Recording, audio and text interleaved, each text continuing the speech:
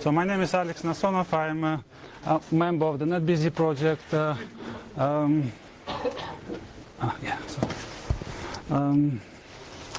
me figure out how to turn it on. So I worked on, I work on the kernel side. Like my biggest project was BPFJIT, and also I added AES XTX disk encryption to NetBSD. I also maintain a dozen of packages and package source. I think several Lua packages and some random packages like Valgrind. Even though it does run on NetBSD, it runs on Linux, and package source is multi-platform package management system. So yeah, it can run on Linux. And so I maintain non-official Miro, which is hosted on Tor. It's called package source by DJ4v.onion, where you can download these files. I had to run some special program to guess, to pick a good name for it. So you can download these files, source tarballs from there, or you can install binary packages for NetBSD. For all architectures, I basically mirror some German mirror of NetBSD or French, I don't remember, but it's a complete, a mirror of packages for NetBSD, but not for. I also became a contractor recently. I live in London, and I work on low latency, high performance software, do C++, assembly, and LoaJIT. It's probably not, it has nothing to do with package management, but I use package source all the time. Every time I start at a new place, I install a bunch of packages.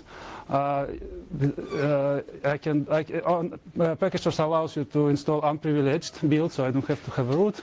And they eventually grow to like 200, 300 packages, just my local packages for my convenience.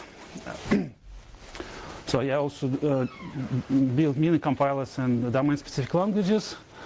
Like it's a lot of fun to generate assembly on the fly and execute it. So and this is my I have two kids, and I ask them to draw a picture how they understand the Tor. And this this is my daughter's picture. She thinks, oops, I keep pressing the wrong buttons. She thinks it's you in the middle of the Tor. And you connect to those nodes, blue rectangles or squares, which is internet or clearnet. And the idea of the Tor is this is you in the middle, the client, and instead of connecting to a website you want to connect to directly, you go through hops, and there are 3 hops. Your guard, entry point, middle relay, and your exit. And when you connect or when you send traffic to those nodes, it's encrypted multiple times, and each node decrypts one layer. So that's why it's called the Tor the onion router. Each node peels off one layer of encryption, and each node knows about where the traffic came from, where it's going to. But because there are more than 2 nodes or 3 nodes, it doesn't know a final destination. It only knows about two neighbors, and that's it. So this is if you want to connect to ClearNet or internet, you go through 3 hops in the Tor network. But if you want to connect to hidden service like my package source bed DJ blah blah blah .onion, instead of going to a website, you go to a rendezvous point, and this is where your client meets with the server, with that hidden service. So both parties connect to rendezvous points through, they go through hops, and then this is where they meet. And this guarantees privacy while maintaining real-time characteristics of the Tor network. So, and the next picture is by my son. He draws some people around the globe or Tor are sending messages, and then I mentioned that for sending messages you don't have you don't need real-time you can use mixed nets, and then he asked, can I put mixed nets inside the toy, and I said yes, you can, and that's why you see this MN mixed nets, but it's a different concept. So yeah, so this one, this slide was I decided to finish it, at the very last moment. But instead of putting all this, my thoughts together, I spent all this morning troubleshooting some interesting problem, because I want to give a live demo, and I couldn't do it in the morning. But hopefully it will work. So it's not very organized, this one. So yeah, if you install packages over ClearNet, every time you download, it's observable, so they, whoever is watching you, they know that you connected to netbsd.org, and they know your IP. And if you connect over plain HTTP, they see the content, they know what software you downloaded, what versions, and whether that particular version is vulnerable or not. If you use HTTPS, they see a connection from your endpoint to a website, but they don't know a content of it. But they still see sizes of your downloads. They can guess, which package you are downloading. And also there are things called middle boxes. Essentially, some companies can buy a certificate, valid certificate, specifically to sell products which intercept HTTPS traffic. It's because this thing is HTTPS is centralized. It's possible to, and it's quite common in corporate environments to have middle boxes which listens to your intercepted traffic. And because you are not going to check. Like every time, you're not going to open your, a long list of certificates and check whether, to which particular certificate you use and whether it's good or not so good.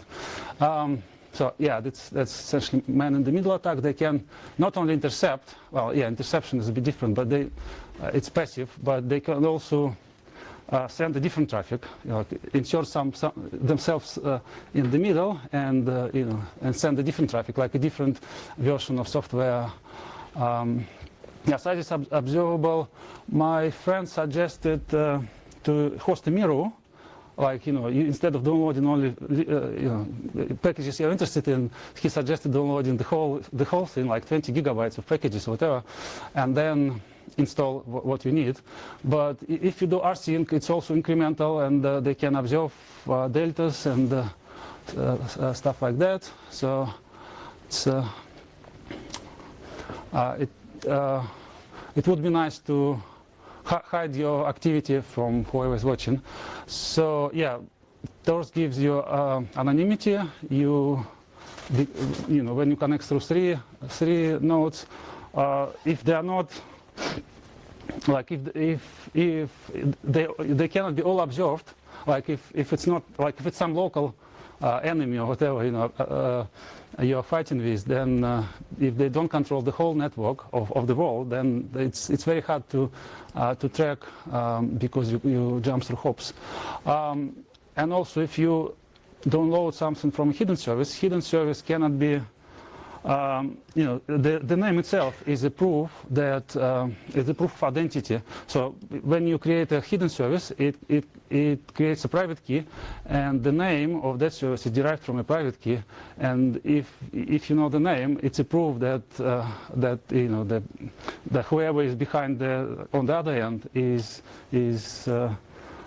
owns the private key, and you can trust. If you can trust the security of the private key, you can trust your connection, because end-to-end encrypted multiple times.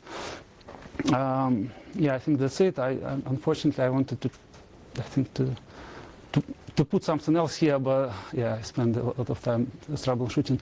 So prior art. So there on Debian you can install this app transporter package, and also on some derivatives. I'm shortly going to mention Tails, which comes with this software pre-installed and pre-configured to download everything via Tor. So, and on other Debian if they have this package, you can just add. I'm sorry, I don't use Debian. I don't use Linux. I don't know much about it, but I think that's pretty much it. If you want to connect over Tor or manage packages over Tor, then I think that's probably the only option available to you. And one thing to note is that it requires non-standard Tor plus HTTP scheme or protocol in here. It's probably something simple. I've not looked at it, but usually if you have a non-standard scheme here, then you expect some special handling for it somewhere in your stack. So ideally it should be HTTP, because you can trust HTTP over Tor, because the names themselves are proof of identities, and this is not centralized; it's decentralized. So what is package source? Package source is cross-platform package management system. It runs on NetBSD, where it came from. It runs on Linux, and I use it because I've used it for about more than a decade, at day job. And macOS, I tried it, it worked, but I don't use Mac. FreeBSD and OpenBSD, other BSDs, Solaris, and it works on Windows. And historically, I think it worked on, I forgot the name, was Unix services for Windows or something like that. But these days you can install Ubuntu, and this is what I did. My presentation is based on this setup on Windows. So this Windows, which is quite unusual for me, because I bought it only a few months ago to one particular task, and but when I discovered Ubuntu, it became so much fun. I can just keep using it, I guess. So yeah, what you need to start managing packages over Tor, you need Ubuntu on Windows, or you can use Tails Live CD. I tried both, but I use Windows for the presentation. You use a Tor browser. Basically, from the Tor browser, you only need a SOX proxy. But because it's on Windows, it's much easier to just launch a Tor browser, which will give you proxy, and then you can do your stuff instead of trying to download the service which provides the proxy. Maybe it exists, but I'm not bothered. I just use Tor browser. And a nice side effect: if you use Tor browser, if you close the Tor browser, all your connections will close. And you can check whether you're connected via Tor or not. So you also need to understand basics of package source. You can go to packagesource.org and read the guide. This is what I did a long time ago. I just read the whole thing to understand what it's capable of and how to work with it. So you need to prepare your host, because you're not doing it on NetBSD, you're doing it on something else like Linux, Ubuntu, Windows. You need to download some compilers, libraries, but not many, just a couple of libraries. And then you need to clone package source over Tor. Then bootstrap to create a minimal working package source system. Then build essential packages, and then build other packages. Yeah, and then you can, once you build all packages, you can host your binary packages on a hidden service, and then you can download and update your binary package, download over that hidden service and update your binary packages. This is what I do. I have a server at home which builds packages for my notebook, not this one, because this one is on Windows, my other notebook.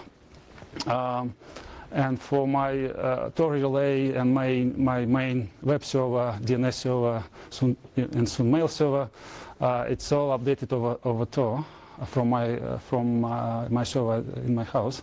I don't even need an external IP for that. So yeah, well, it's a good idea to update your host environment first. If you do it on Tails, it will already download everything over Tor. On Windows, it will be visible, but it's not the end of the world.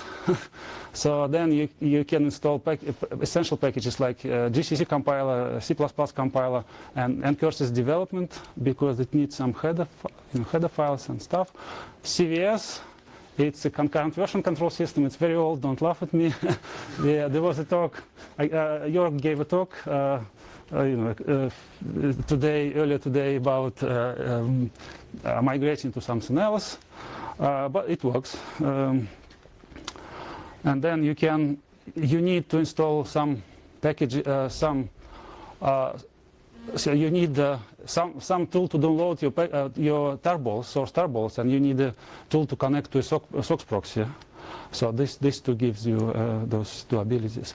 So yeah, in order to start using CVS or anything else that connects over SSH, or including SSH itself, you need to add a special proxy command to your SSH config file. It can be global or local. In this case, it's a local file, and it's only for wildcard netbsd.org and for all Onion services.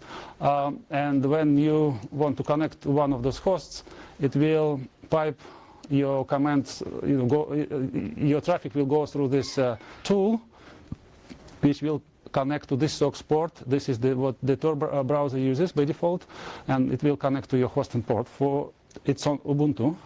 On Tails, you can use netcat, and actually, I don't think you need to do anything on Tails because they already have this command.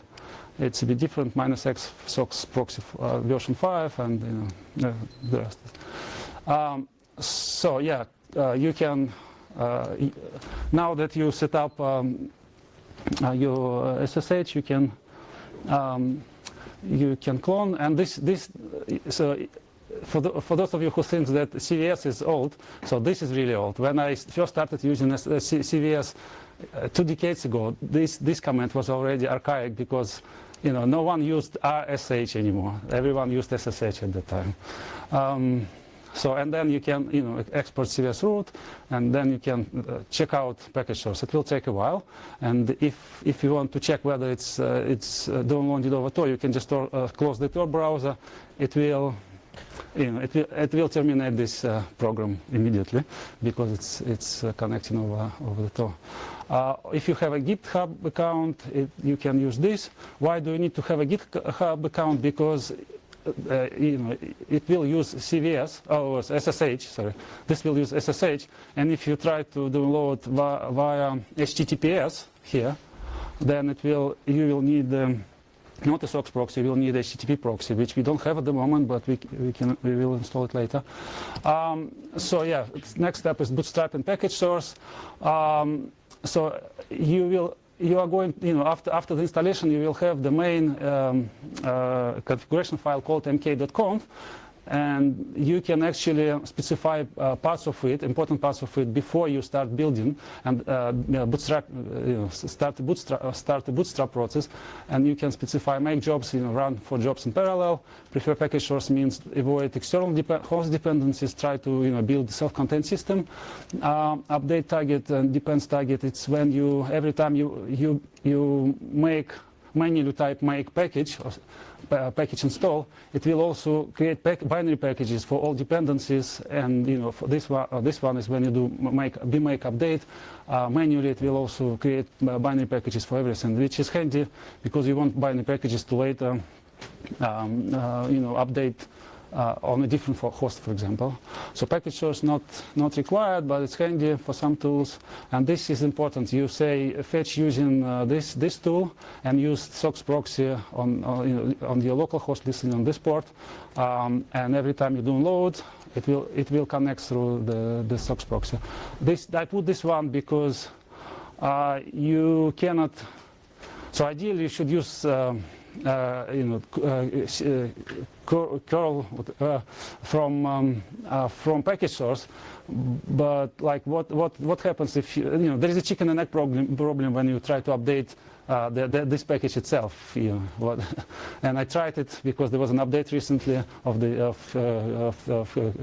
curl package, and it failed. But you can always, if you have a host tool installed, which you have, because you installed it previously, then it should work. And master site override means every time you need to download a source tarball, you first go to a master site. Usually it's like GNU.org or whatever, or GitHub.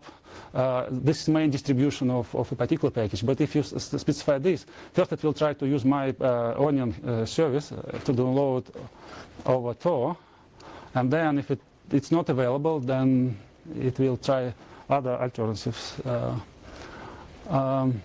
So this is for very advanced users. If you are prepared to deal with problems, it's like hardening your system. It works on NetBSD. I think it builds on my Windows machine, but not everything. And I switched. I just don't do it. I'm not ready to deal with the problems. Bootstrapping is easy. You just go to this is where you downloaded your package source directory. You go to the Bootstrap subdirectory, and then you do Bootstrap. Unprivileged means you don't. Everything will be installed under your username. You don't need root.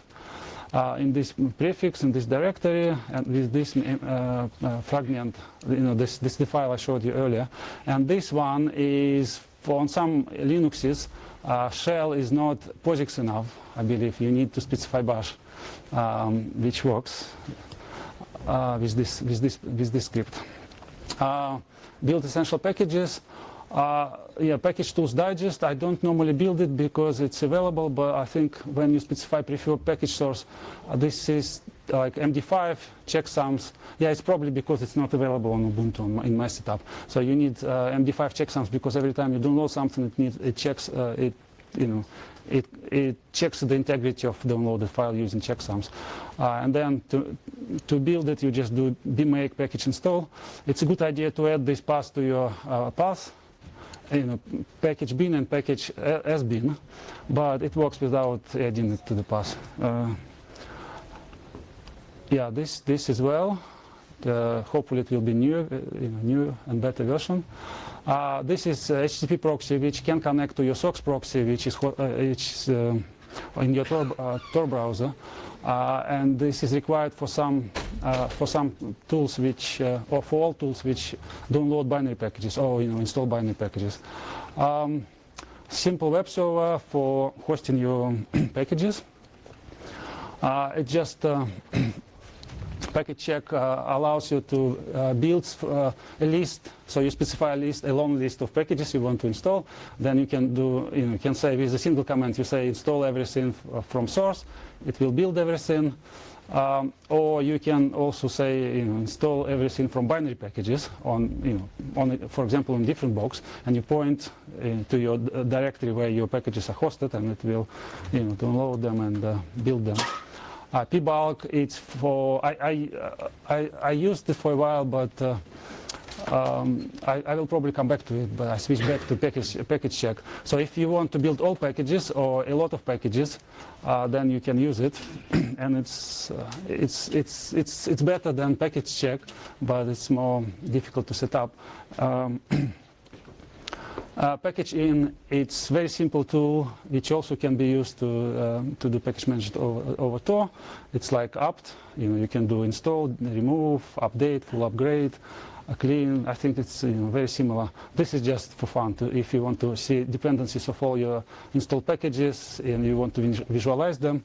And by the way, I built all those packages, and I also built LaTeX packages because I decided to use LaTeX and build everything on this machine in using packages built with package source.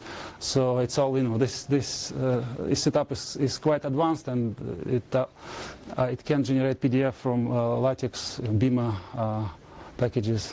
So demo time. Okay. So do you see? Okay.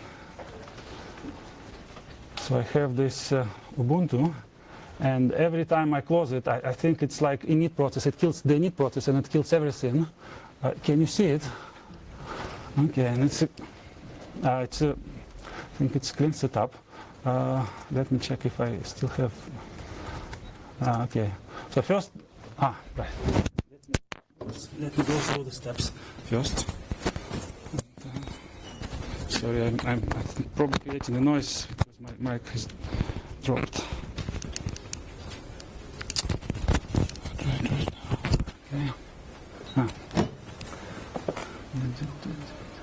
What is this?